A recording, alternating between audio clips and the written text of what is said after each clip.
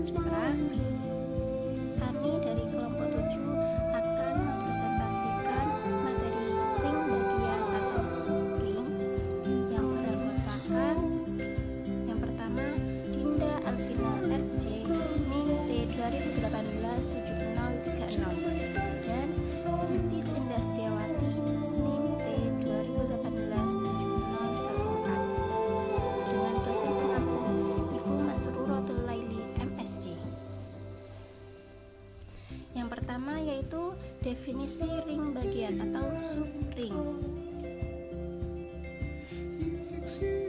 Sebelum kita mempelajari apa itu ring bagian, definisi ring bagian, kita akan mempelajari terlebih dahulu munculnya suatu definisi ring bagian dengan fenomena yang sudah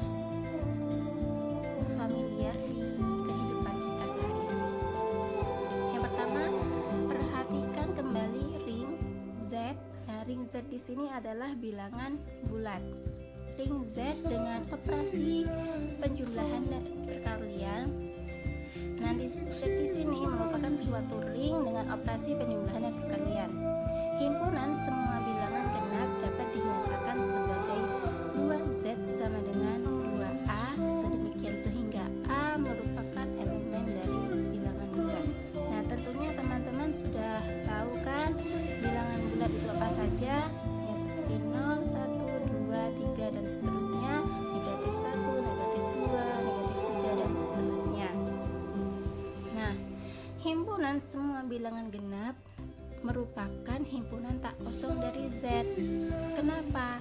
Karena himpunan semua bilangan genap itu mempunyai anggota ya seperti 2, 4, 6 dan seterusnya, negatif 2, negatif 4, negatif 6 dan seterusnya.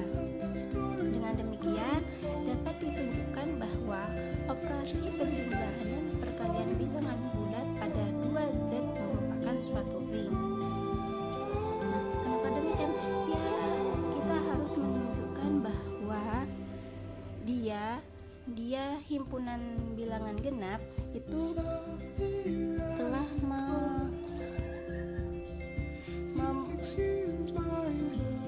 memenuhi aksioma ring. Ya, bilangan genap itu harus merupakan grup komutatif pada operasi penjumlahan. Bilangan genap itu harus memenuhi syarat asosiatif pada operasi perkalian. Bilangan genap itu memenuhi syarat distributif pada operasi penjumlahan dan perkalian. Nah, saya anggap teman-teman itu semua bisa menunjukkan itu, jadi tidak perlu saya buktikan lagi. Tetapi berbeda dengan bilangan ganjil. Nah, perhatikan di sini himpunan semua bilangan ganjil yang dinyatakan dengan 1 ditambah 2Z sama dengan 1 ditambah 2A, sedemikian sehingga A elemen dari bilangan bulat. Dan himpunan semua bilangan ganjil ini juga merupakan himpunan tak kosong dari Z.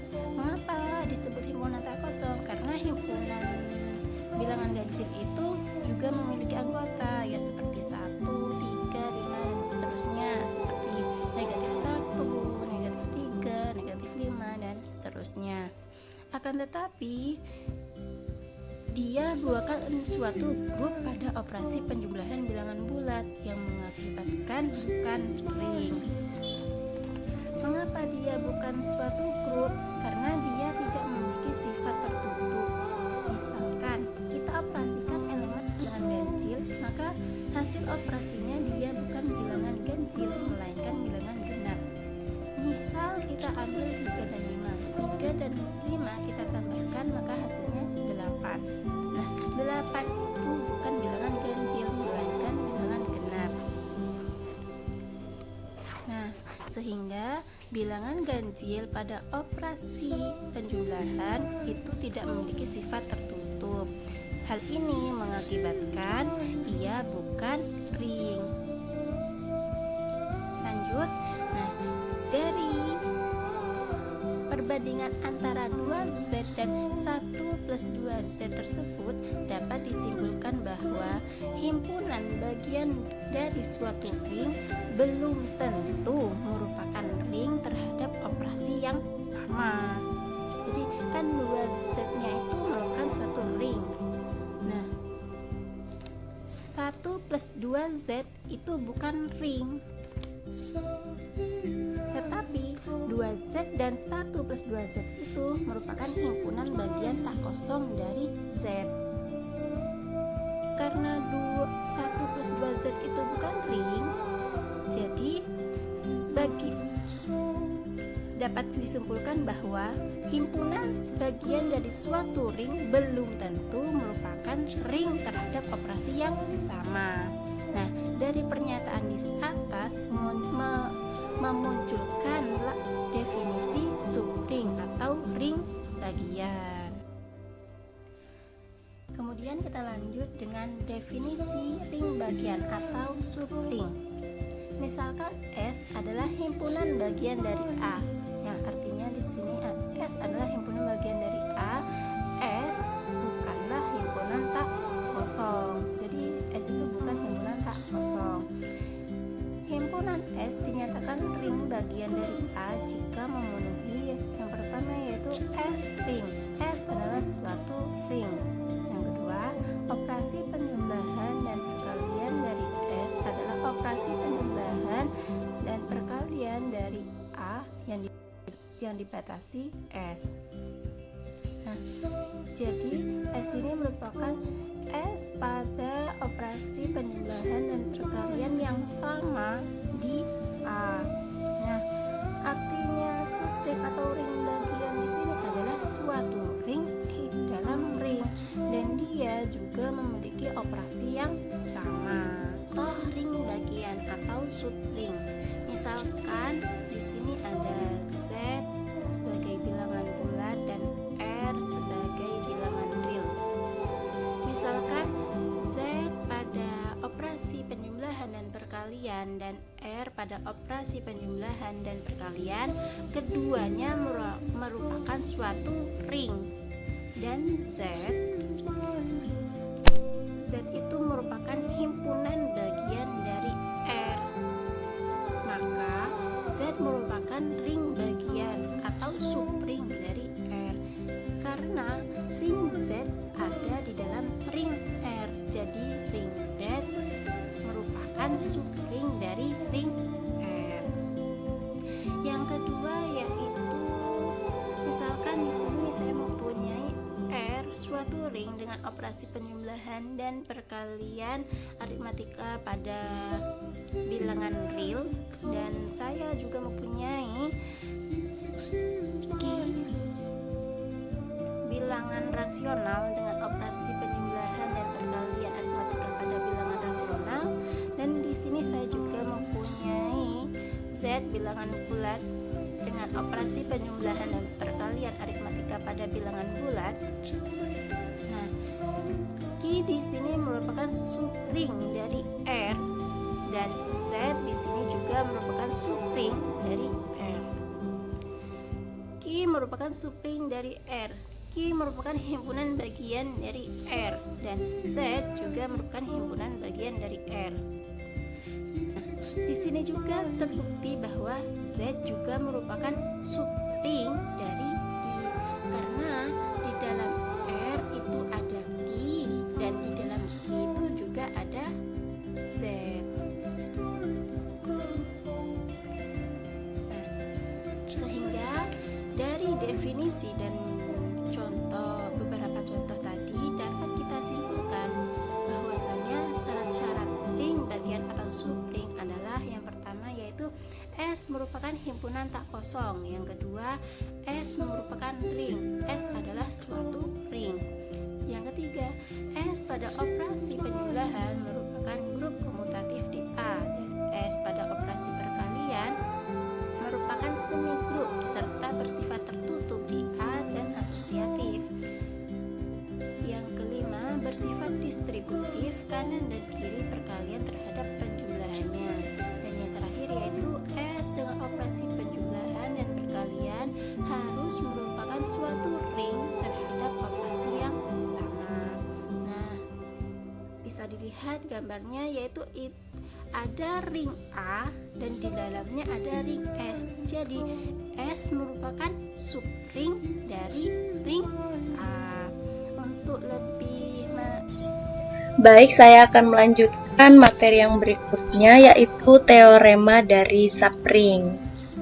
Karena definisi sebelumnya tidak efisien untuk mengecek apakah suatu himpunan bagian dari ring A merupakan ring bagian dari A, sehingga diperlukan sebuah teorema untuk menguatkannya. Dengan catatan yang pertama, bagaimana ketika kita mempelajari subgroup? Tidak perlu semua sifat harus ditunjukkan atau dibuktikan. Jadi dari aksioma yang pertama hingga akhir itu tidak perlu dibuktikan semuanya. Begitu juga dengan subring ini. Kemudian yang kedua, dapat kita tunjukkan cara mengecek dengan cara yang lebih sederhana dengan menggunakan teorema yang akan saya paparkan berikut ini. Untuk teoremanya berbunyi, misalkan diketahui A merupakan ring dan S merupakan himpunan tak kosong bagian dari ring A, himpunan S merupakan ring bagian dari A jika dan hanya jika untuk setiap S1, S2, elemen dari S, maka akan berlaku dua sifat ini ya. Jadi sifat yang pertama tertutup terhadap operasi pengurangan dan tertutup terhadap operasi perkalian. Jadi kita hanya perlu menunjukkan 4 syarat. Yang pertama himpunan bagian, kemudian dibuktikan tak kosong, kemudian tertutup terhadap pengurangan, dan tertutup terhadap perkalian. Karena hanya menggunakan 4 syarat itu saja akan lebih sederhana daripada menunjukkan semua aksioma yang dimulai dari grup komutatif, semigrup, distributif, dan lain-lain itu. Kemudian kita beralih ke contoh.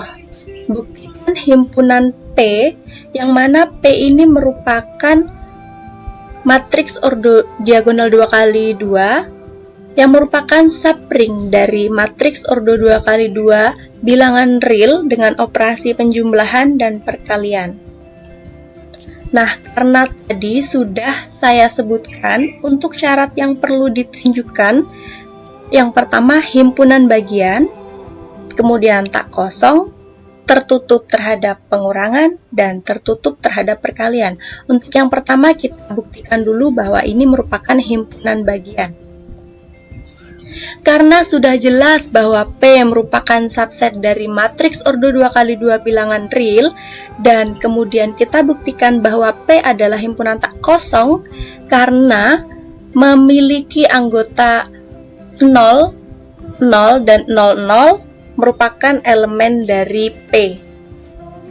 Kemudian ambil sembarang X di mana anggotanya ada A00B dan Y P00Q di P, maka akan diperoleh, kita cari ketertutupan terhadap operasi pengurangan, di mana artinya di sini menjumlahkan dengan inverse dari Y.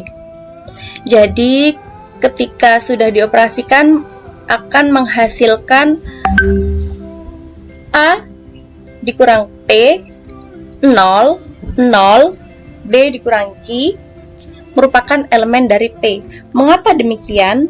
Karena sama dengan definisi dari contoh soal yang di awal tadi, bahwa anggotanya itu pada diagonal utama tidak sama dengan 0, dan pada anggota diagonal yang lain sama dengan 0. Kemudian kita buktikan pada sifat ketertutupan terhadap perkalian, kita kalikan dan hasilnya AP00BQ, yang mana anggotanya pada diagonal utama sama dengan, kembali ke soal, sama hasil dari diagonal utama tidak sama dengan 0 dan pada diagonal yang lain sama dengan 0, dan itu merupakan elemen dari P. Nah, jadi berdasarkan teorema subring, Didapatkanlah kesimpulan bahwa P merupakan subring atau ring bagian dari matriks ordo 2x2 bilangan real karena memenuhi 4 syarat tadi yang sudah disebutkan, yaitu yang pertama himpunan bagian, kemudian tak kosong, tertutup terhadap pengurangan, dan tertutup terhadap perkalian. Dan yang dapat saya sampaikan, semoga bermanfaat.